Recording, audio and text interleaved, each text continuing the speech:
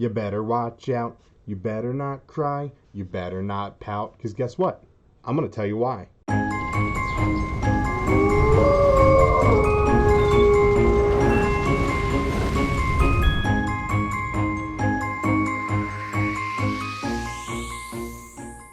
The Red Gabbo is coming to town. Alright, cool. So now that you got to hear my horrible singing, last year I got the Red Gabbo for Christmas. And I thought to myself, now, last year, thinking forward to this year, that I should paint him for the holiday season. And you know what? It was a great idea because it was a lot of fun. It's a lot of fun to build and it's a lot of fun to paint. And if you can find one, I suggest picking it up. Now, in this video, we're going to dive in and how I painted it. Now, I didn't paint it towards the box art. I tried a few new paints I picked up at my local gaming store and stuff and just tried to have a little fun with it. It's Christmas, you know? Have fun. So, not only that, I'm also trying a new thing. Next, I'm going to show you all the paints I used throughout the video in one screen. So, this way you can pause it, screenshot the paints I used, see if you have them, if you want to copy mine. If not, whatever, they're there. They're there for the taking. It's up to you. So, anyway, let's stop the rambling and get into the painting.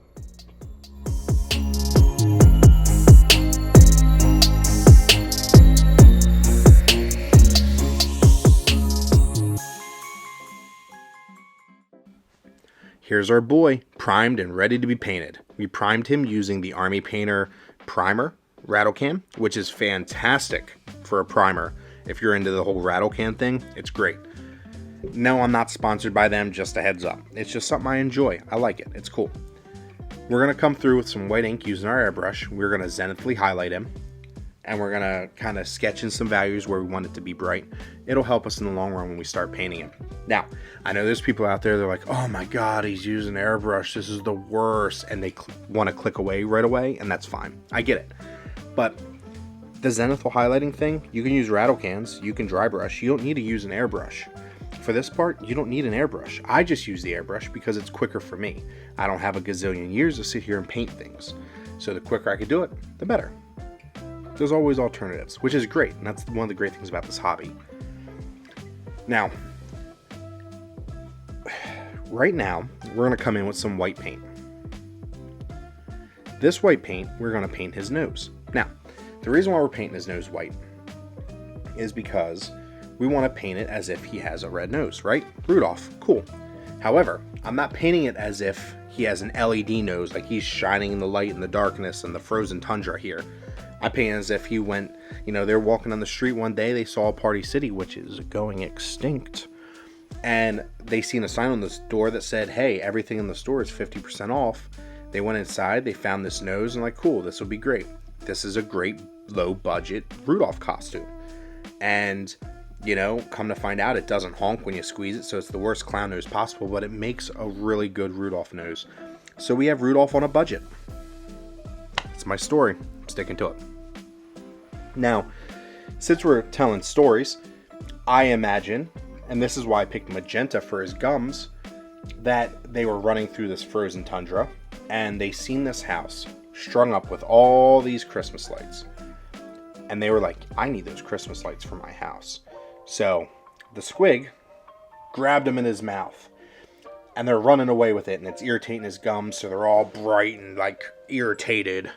And that's, it's my theory behind it. What can I say? It creates a wonderful mental story. Next, we're going to bust out one of my favorite paints.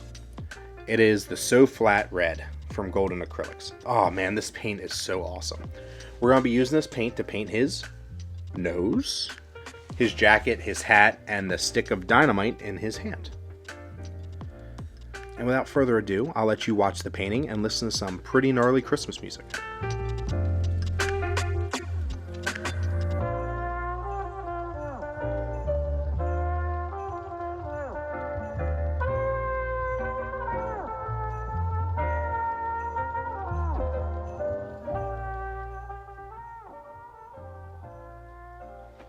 Alright, so with the red's done, his jacket's looking super nice, the nose is looking good, hat's looking good. We're going to come in with some So Flat Black. This So Flat Black That's a mouthful. So flat black, so flat black, so flat black. Whew. Anyway, we're going to come in, we're going to thin it down, and we're going to paint the things that we want black. Like his boots. That's pretty much what we're painting with this, is his boots. That's it. And we'll touch some things up later with it, but mainly his boots.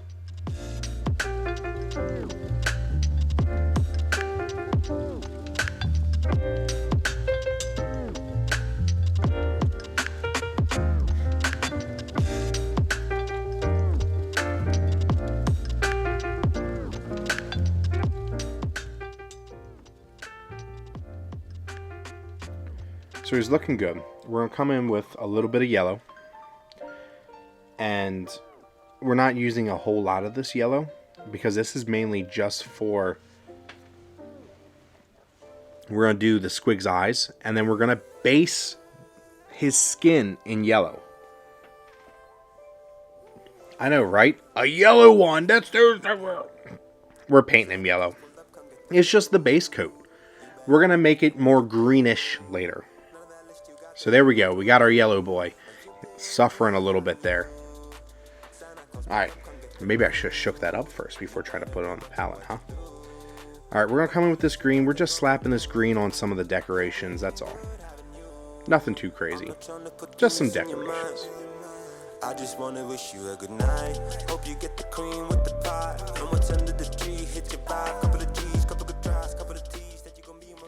Alright, so now we're going to dive back into the skin. We're going to bust out a little Plague Bearer Flesh, which is one of my favorite contrast paints, by the way.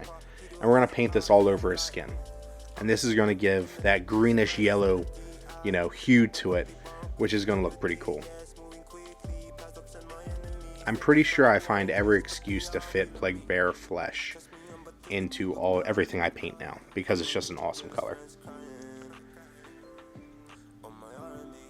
Now, since we're on the contrast train, ooh, that's another good one, contrast train. We're going to paint the little tree thing that he's running over.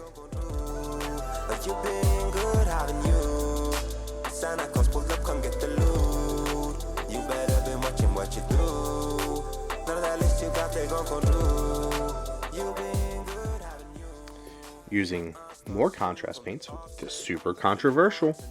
We're going to paint stuff like his horns and stuff like that. Things that we want tinted a little brown. Or like tannish.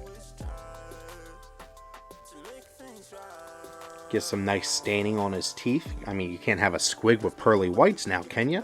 That's just kind of weird. So, come in, get a little staining done on his antlers. Get them looking super nice. That's really all we're going to use this for.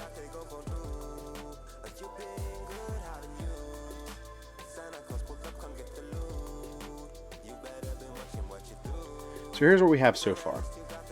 He's coming along really well. Now, I did come across these liquid gold and liquid silver colors, and they're pretty cool. This is actually my first time fully using them, and they are wicked nice. And we're going to paint the little holster gun that he has in his back with it. We're going to paint his goggles with it, and a few other things. And we're going to kind of gently go over the cleats in his shoes. The gold now is for the star on his hat and the star on his belt buckle.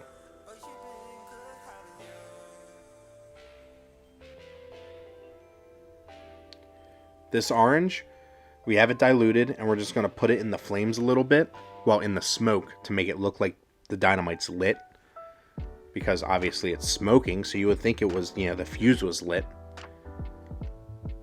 And then we're going to go over all that with some more contrast paint. Woohoo! And we're just going to kind of tint the smoke.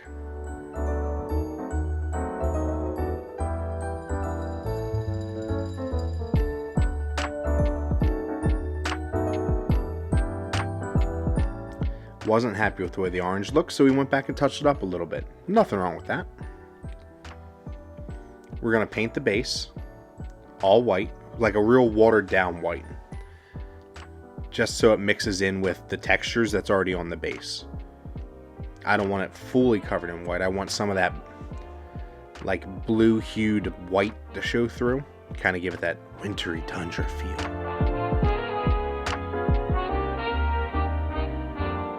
Have you ever painted a watery white on top of white? That's what it's like to drive a Ford F-150. Alright, so for the lights, so in my mind, I was like, you know what? He just ripped these lights off this poor person's house, so they're not plugged in at all.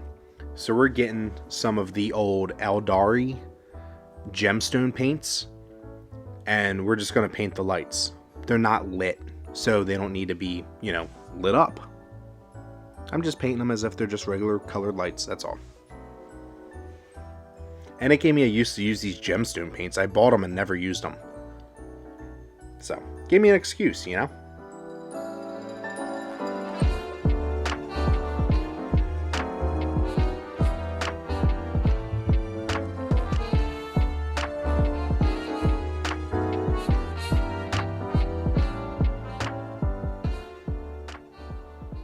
One of my other favorite colors is Titan Buff.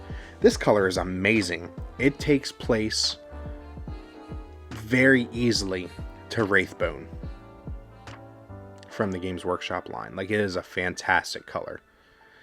And putting contrast paints over it works exactly the same way too. It's fantastic.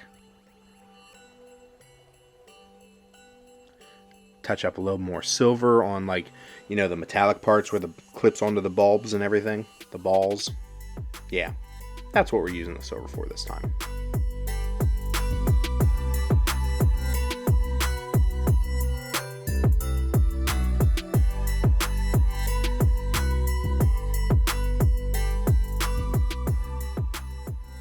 Alright, he's coming along nicely. Now, we have to paint the star on the tree. Now, I'm assuming this tree is probably lit because, well, I said so. So we're going to come in with some fluorescent yellow paint. Now, I painted the star white in basically like a glaze consistency to where it's still not fully white. And then we're going to spray. Wow, these camera angles are horrible. I need to hire a cameraman because clearly I don't know how to record video. But it gives it a glowing effect. It looks super cool, and that's all that matters. Now, one of my favorite things about modeling is the base. I say this all the time. The basing is one of the most enjoyable things about our hobby because not only do you have a character, but the base tells a lot of the story with where the characters are, what they're doing, stuff like that. We're going to put some Tundra Tufts on there, which are fantastic. And then we're going to paint the rim black, of course. Always paint your rims because it makes everything else pop really nice,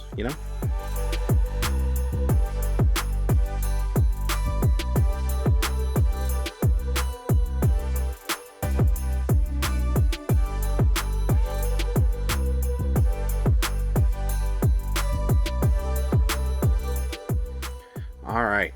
So we got a black rim. We have some grass tufts down. We're going to put a little Valhalla Blizzard down. And we're just going to, scoop it and plop it, move it all around, get it moved all around, kind of crazy, make it look like there's snow patches. Just go crazy with it. There's no rhyme or reason, just kind of do your best. So that pretty much wraps it up. So I'll see you back at the hobby desk.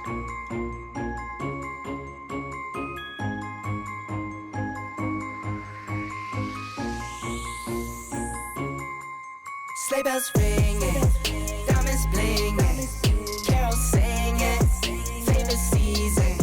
Sleigh bells ringing, diamonds blinging, carols singing, favorite season. They said, say, Nick, what you gotta be. There you have it. The Red Gabbo is painted, and he is ready to go out and deliver presents and explosives to all the good little grots out there. Now, this model is a lot of fun to paint, and if you can find him anywhere, I suggest picking him up because the building aspect and what you could do with the base and everything, the story that you could tell with it is amazing. It is one of my favorite kits now. So I hope you enjoyed the painting. I hope you enjoyed the music, and most importantly, I hope you and your families enjoy this holiday season. Merry Christmas Happy holidays from my family to yours.